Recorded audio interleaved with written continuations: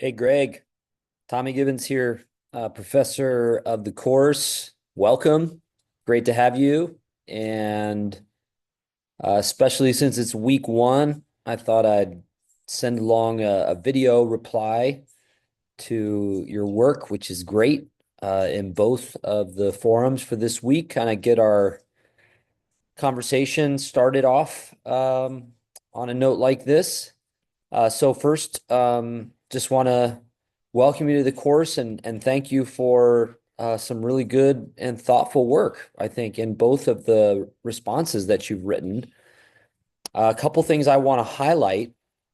First of all, that you, I think, have a good sense in the first forum about how Israel is this people that God remains with um, no matter what happens.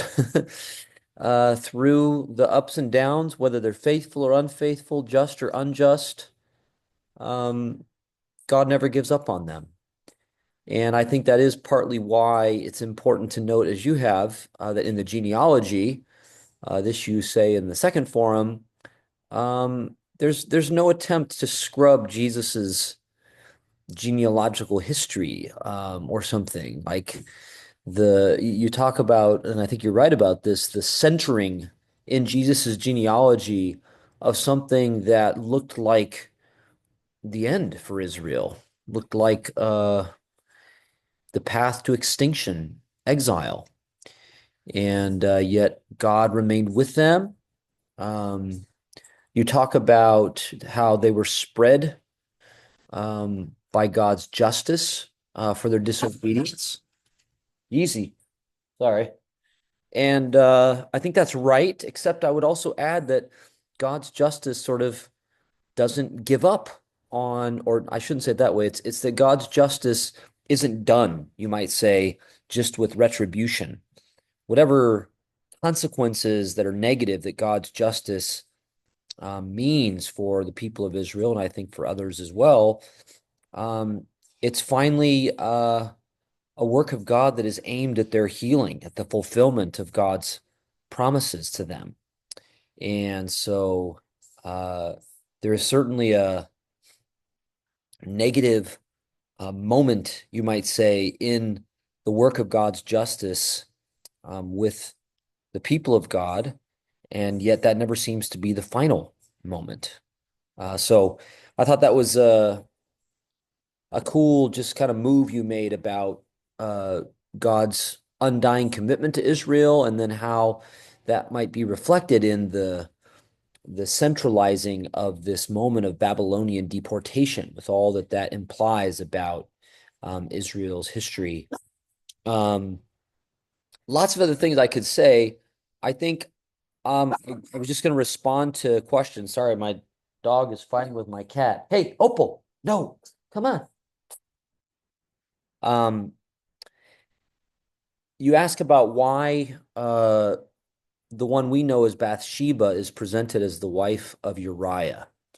It's a great question, and I think my interpretation of that is that Uriah is known to be a Hittite, known to be a foreigner who has been adopted into Israel, but retains the memory of having come from the Hittites.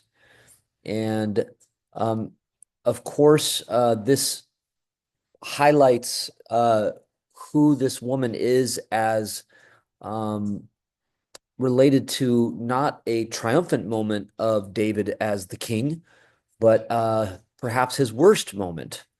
And also that she has Gentile associations. We don't actually know if she is of Gentile background, um, but by calling her the wife of Uriah, it accentuates the Gentile associations of this figure, this mother of Jesus's past.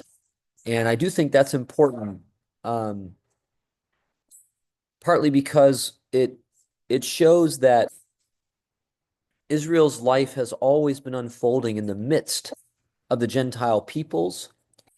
Its purpose is not simply to be a messenger to those Gentile peoples, it's also to be the place of God's dwelling, God's delight. But that is always oriented, you might say, to spilling over into the Gentile world.